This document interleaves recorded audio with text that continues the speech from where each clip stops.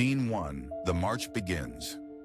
As dawn broke over the Prussian plains, the armies of Poland and Lithuania, united under King Władysław II Jagiełło, began their long march toward Tannenberg.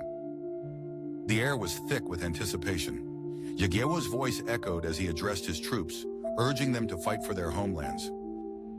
Scene 2. The Teutonic preparations.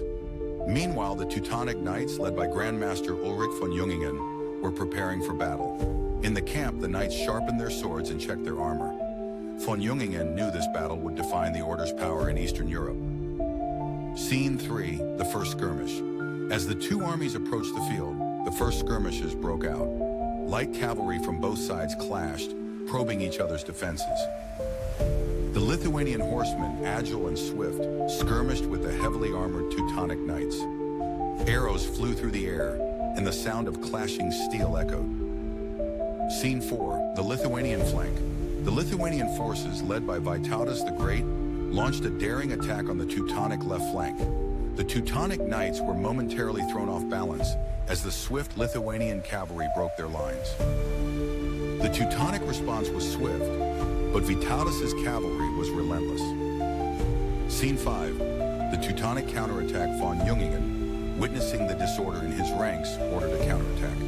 His knights formed a tight phalanx, charging with deadly precision. The sound of hooves thundered as the Teutonic Knights surged forward. The Polish infantry, though resilient, struggled against the might of the knightly charge. Scene 6. The Polish response. Jagiełło knew he had to act quickly. With a wave of his hand, he commanded the Polish heavy cavalry to charge. The knights, led by their commander, surged into the fray, crashing into the Teutonic right flank. The battle became a chaotic whirl of swords, shields, and bodies. Scene 7. The tides turn. The battle raged on, but the momentum began to shift. The Lithuanian and Polish forces, though initially disorganized, began to push back the Teutonic Order. Vytautas' cavalry led the charge, creating a ripple of uncertainty in the Teutonic ranks. The knights, used to dominance, were now fighting to maintain control. Scene 8. The battle's heart. By midday, the center of the battlefield was a mess of blood and chaos. Jagiełło's forces had broken the Teutonic right and were now closing in on their central line. The knights fought valiantly, but fatigue began to show. The Polish infantry held firm, providing support where needed.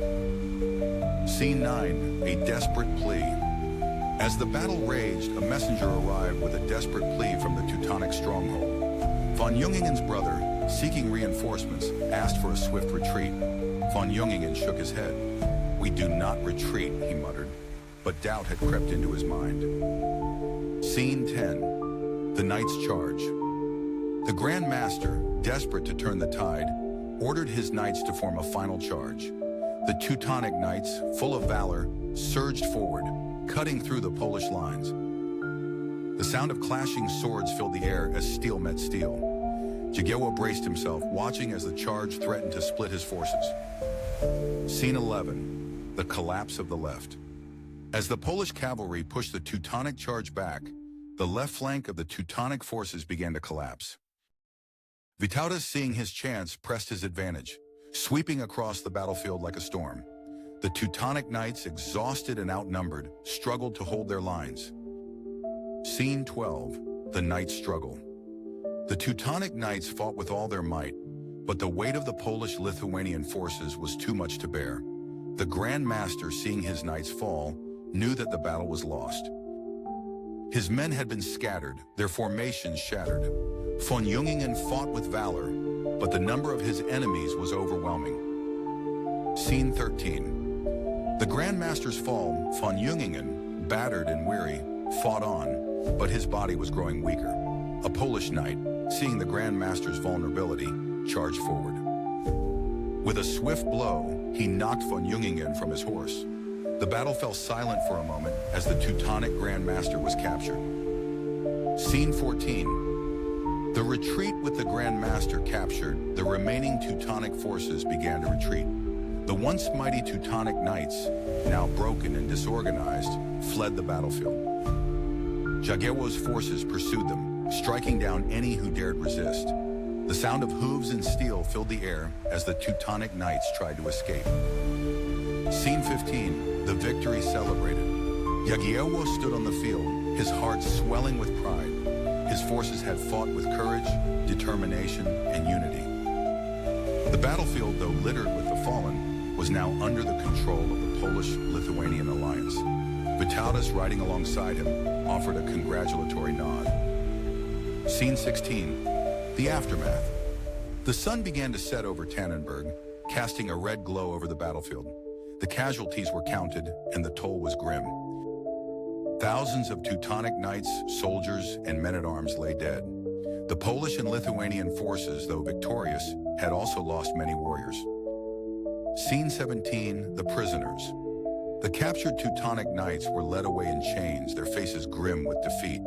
Von Jungingen, still alive but wounded, was taken to Jagiełło. The grandmaster, once a symbol of the Teutonic Order's power, was now a prisoner of war. His knights, defeated and humiliated, were escorted into captivity. If you like it, please like and subscribe to the channel to receive all that is new.